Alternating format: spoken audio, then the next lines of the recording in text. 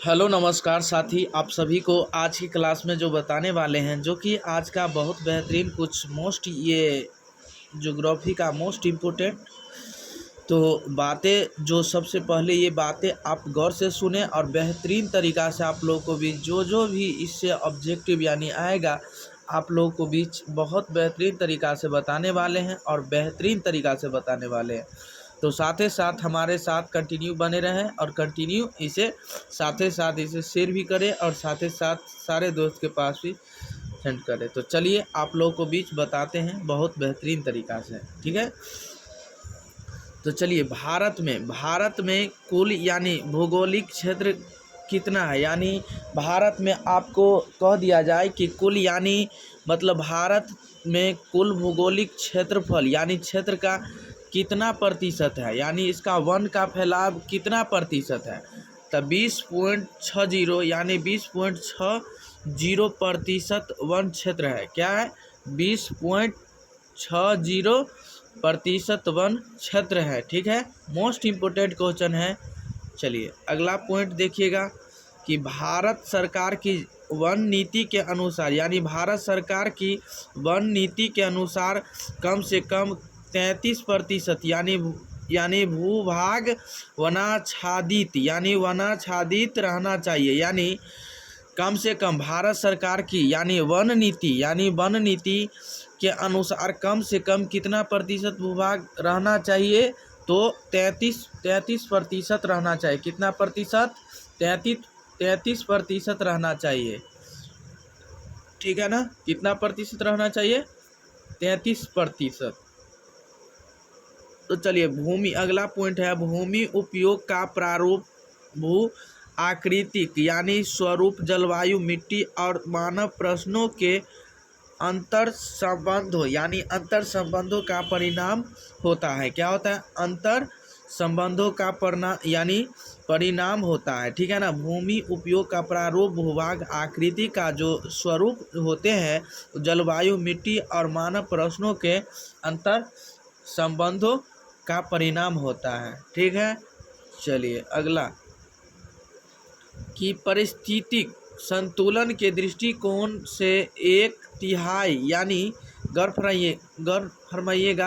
यानी पारिस्थितिक संतुलन के दृष्टिकोण से एक तिहाई भूमि पर यानी वनों का वितरण होना चाहिए और लेकिन भारत के कितने ही राज्य में नाम मात्र के वन है, इसीलिए वन क्षेत्र के भूमि को बढ़ाना चाहिए, यानी वन क्षेत्र को बढ़ाना चाहिए। क्या वन क्षेत्र को क्या करना चाहिए? बढ़ाना चाहिए। एक दो जैसे क्या करते हैं, पेड़ पौधे को क्या करते हैं, मतलब काट लेते हैं। और जैसे पहले यदि पेड़ पौधे नहीं रहेंगे तो आप जो मतलब हम लोग भी नहीं रहेंगे ना। तो पेड़ पौधे का मतलब जितना कटाव होता है उतना भी आप लगाते हैं तो बहुत बेहतरीन तरीक़ा से बहुत जीवन जी सकते हैं।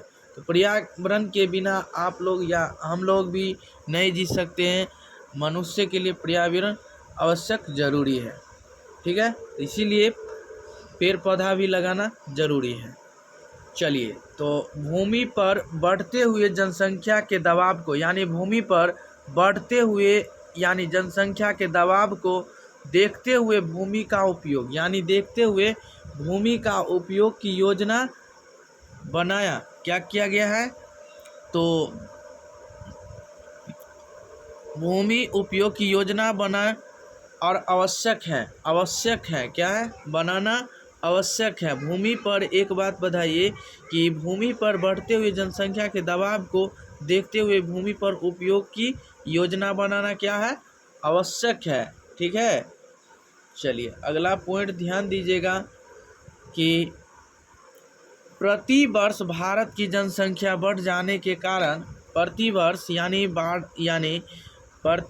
भारत की जनसंख्या बढ़ जाने के कारण प्रति व्यक्ति भूमि की कमी हो जाती है। क्या हो जाती है? भूमि की कमी होती जा रही है। और कल कारखानों के बढ़ने तथा नगरों के विकास से भी भूमि का ह्रास हुआ है। इसीलिए भूमि के बढ़ते हर्ष को रोकना आवश्यक है। क्या है? बढ़ते हर्ष को क्या करना है? रोकना आवश्यक है। ठीक है ना। चलिए, भारत में लगभग 13 करोड़ हेक्टेयर भूमि का निम्नीकरण हुआ है और इसमें भूमि के हर्ष की यानी स्थिति उत्पन्न हुई है। क्या है? स्थिति को उत्पन्न हुई है।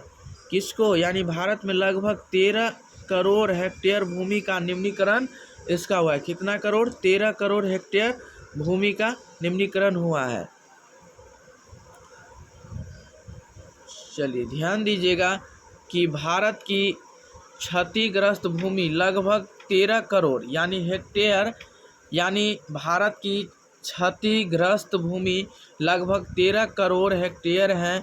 इसका 28% वन भूमि श्रण से 10%, पवन अपरदन से 56% जल से और शेष 6% लवण तथा क्षारीय निचोड़ से प्रभावित हैं। भारत, ठीक है ना, कितना से? 10% पवन अपरदन से, 56% जल से और शेष से 6% लवण तथा क्षारीय निक्षेपों से प्रभावित है। बताइए कि भारत में भूमि के हर्ष को रोकने के लिए कुछ उपाय करनी चाहिए, जैसे उपजाऊ भूमि पर कल कारखाने और मकान नहीं बनाना चाहिए, जनसंख्या की भूमि यानी वृद्धि दर में कमी लाना चाहिए, भूमि के कटाव को रोकना चाहिए यानी भूमि को कटाव को रोकना चाहिए, प्राकृतिक आपदाओं से भूमि की रक्षा करनी चाहिए, पहाड़ी क्षेत्रों में सीढ़ीनुमा खेत बनाकर और पेड़ लगाकर भूमि के हर्ष को रोका जा सकता है। ठीक है, ठीक है ना। ध्यान दीजिएगा, मोस्ट इम्पोर्टेंट क्वेश्चन है।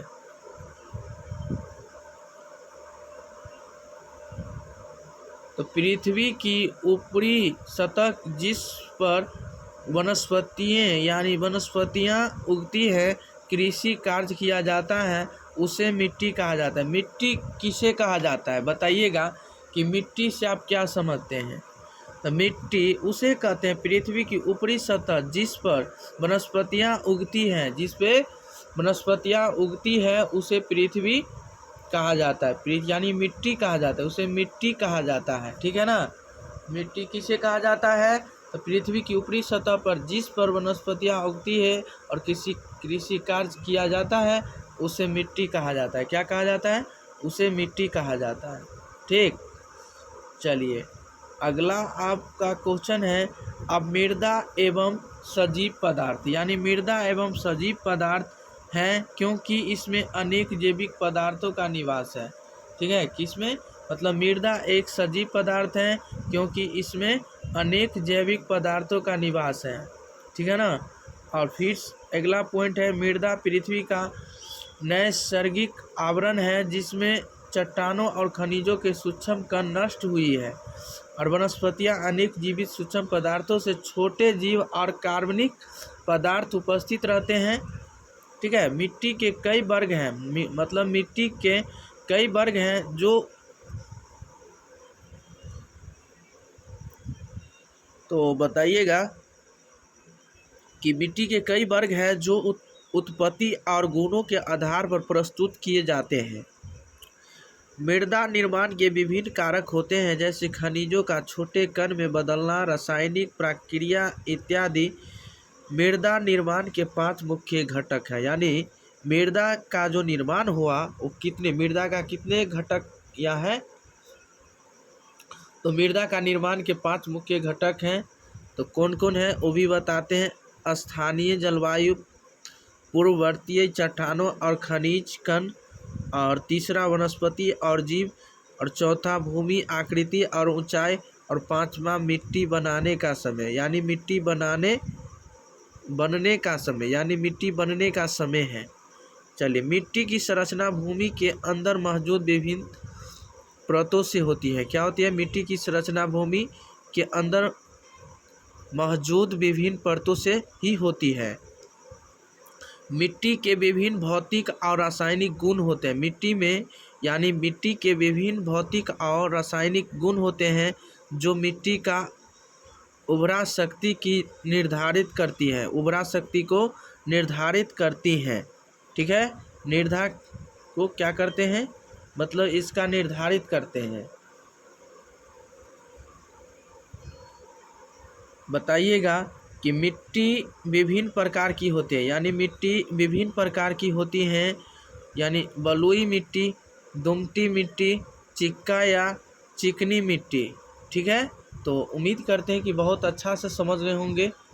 तो आइए अगला पॉइंट पे ध्यान दीजिएगा। अगला पॉइंट है कि रंग के आधार पर मिट्टी विभिन्न प्रकार की होती है, यानी ये तो भिन्न के आधार पे था, और लेकिन रंग के आधार पर भिन्न प्रकार की मिट्टी होते हैं। लाल मिट्टी, पीली मिट्टी, भूरी मिट्टी और काली मिट्टी। ठीक, बहुत बेहतरीन। तो भारत में जो मिट्टियाँ पाई जाती है, यानी भारत में जो मिट्टियाँ पाई जाती हैं वही मिट्टी को आप लोगों को बीच नाम बताते हैं, जो कि जलोढ़ मिट्टी है, काली मिट्टी है, लाल मिट्टी है, लेटेराइट मिट्टी है, वन और पहाड़ी मिट्टी है, शुष्क एवं मरुस्थलीय मिट्टी है, लवणीय एवं क्षारीय मिट्टी है, पीटमय तथा जैविक मिट्टी है। ठीक है, तो उम्मीद करते हैं कि मेरे प्यारे दोस्त और भाई बंधु आप लोग बहुत अच्छा से समझ रहे होंगे। तो चलिए आज की क्लास में इतना ही, तब तक के लिए बने रहें, इससे अगले वीडियो में फिर मिलेंगे। आज के लिए इतना ही, तब तक के लिए बने रहें।